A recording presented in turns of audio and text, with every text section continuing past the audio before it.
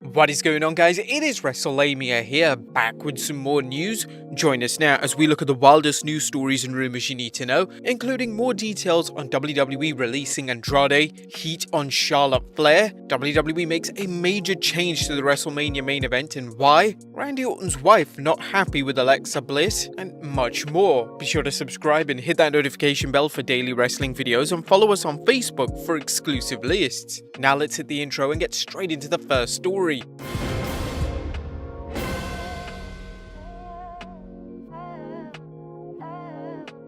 Now, first story looks at more details on WWE releasing Andrade. Now, the WWE has released former United States champion Andrade, issuing the usual boilerplate statement in the tweet late last night.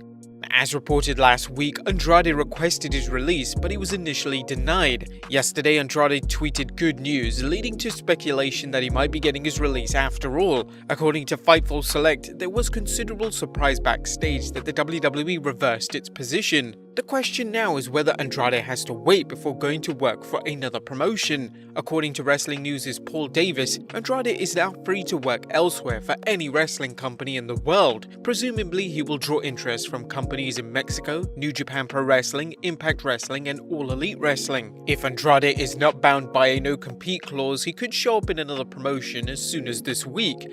However, according to Cultaholic's Matt Wadden, Andrade has a 90-day non-compete clause attached to the deal, which means he will not sign for or wrestle in another promotion until 20th June 2021 at the absolute earliest. He will, however, be able to use his name Andrade in other companies because it forms part of his actual real-life names.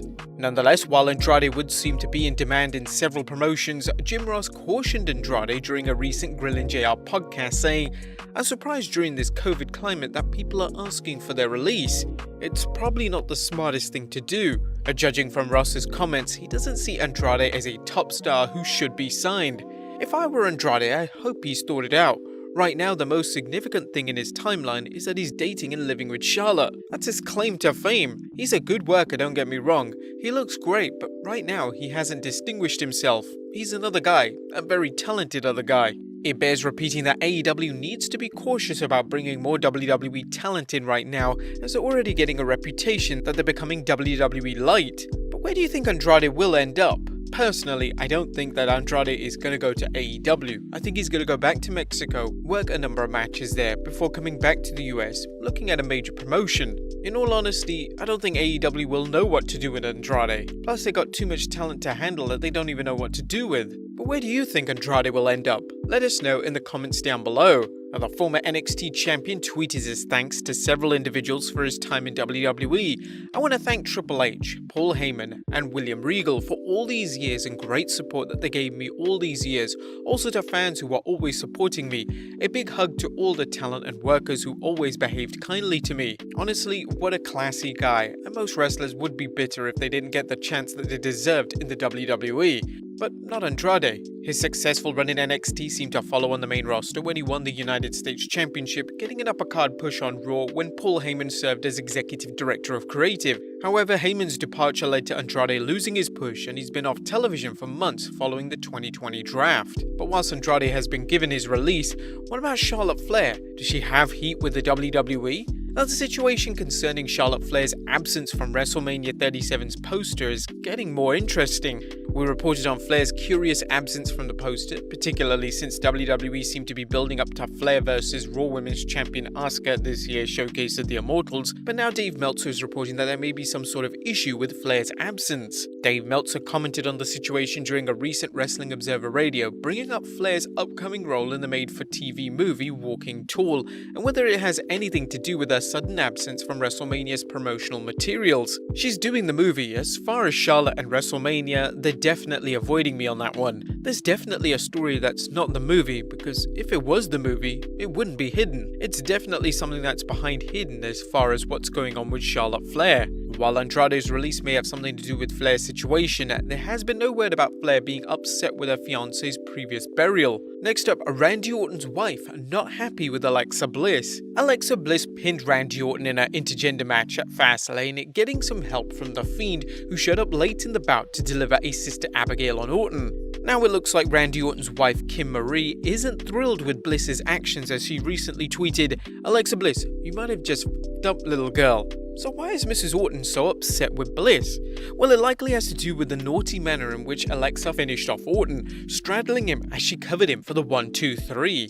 Randy Orton had some fun with his wife's tweet, replying. He later deleted the tweet. Could this lead to a tag team intergender match with Kim and Randy Orton battling the Fiend and Alexa Bliss at WrestleMania? Well, highly unlikely, but it's always fun to see wrestlers and their spouses engaging in social media showdowns. Next up, a major change to the WrestleMania main event.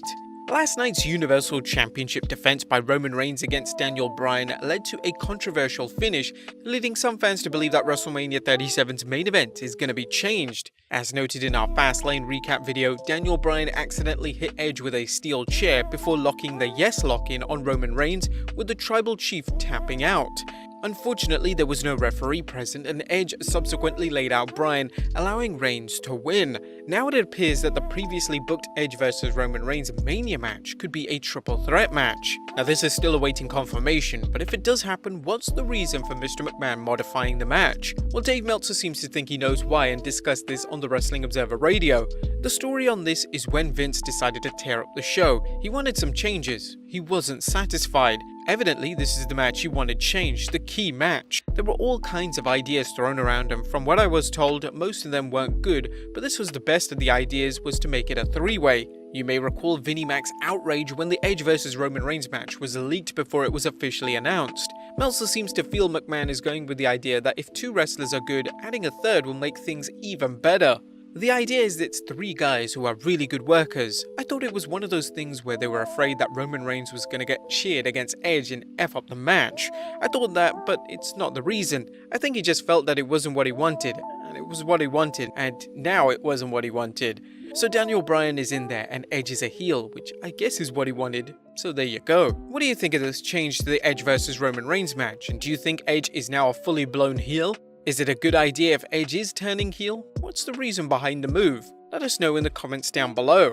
And finally, Mr. McMahon is still a beast at 75. Last but not least, Vince McMahon recently turned 75, and while he may look a bit older, he's still a monster in the gym. According to a report from Wrestling News' Andrew Ravens, the WWE's corporate trainer Michael A. Montefort posted a clip of Vince working out at WWE's headquarters and added this message. Leg day, we did a leg press and hack squats before doing 20 reps with 5 plates on each side, 10 reps with 6, 5 reps with 7 before trying out 1 RM, total 22 45-pound plates. Mr. McMahon may not know how to book a wrestling show like he used to, but it's clear he still knows his way around the gym, even at 75. But there you have it folks, the wildest wrestling news, stories and rumors you need to know. Be sure to leave your comments down below, and I'll see you next time with some more wrestling content.